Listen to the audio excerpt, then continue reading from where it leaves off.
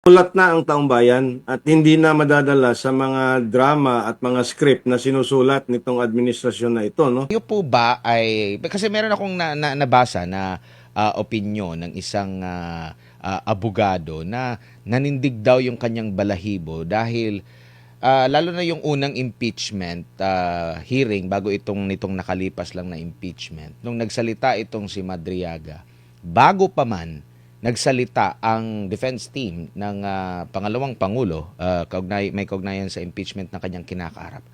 Grabe na yung pagdepensa to the point na sila pa yung nagbusisi.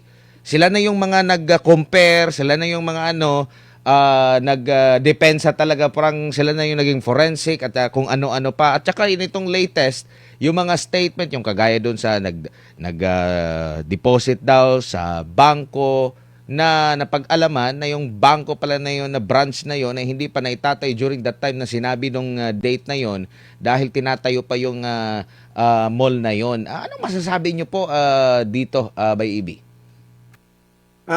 Alam mo, Admar, dito talaga natin nakikita na mulat na ang taong bayan at hindi na madadala sa mga drama at mga script na sinusulat nitong administrasyon na ito, no? At tama ka, no? Na we've learned that sa panahon ni former President Duterte, we've learned that when this administration started their demolition job against the Vice President noong 2022. In fact, even as early as December ata of 2022, parang narinig na natin na ganun yung patutunguhan ng unit team. At nakita din natin yan nung impeachment in the 19th Congress. Nakita natin yung kidnapping ni former President Duterte. Nakita na rin ng taong bayan yung resulta ng 2025 national and local elections, no? So kaya yung mga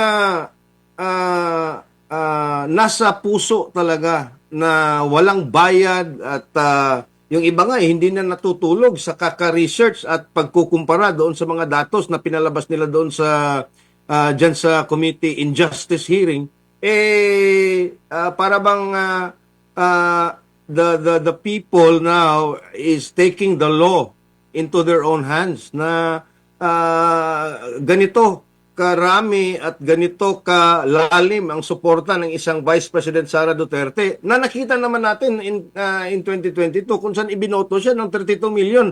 At yung mga netizens na tumulong nga para idepensa si VP Sara, ilan lang yun sa 32 million na bumoto sa kanya in 2022.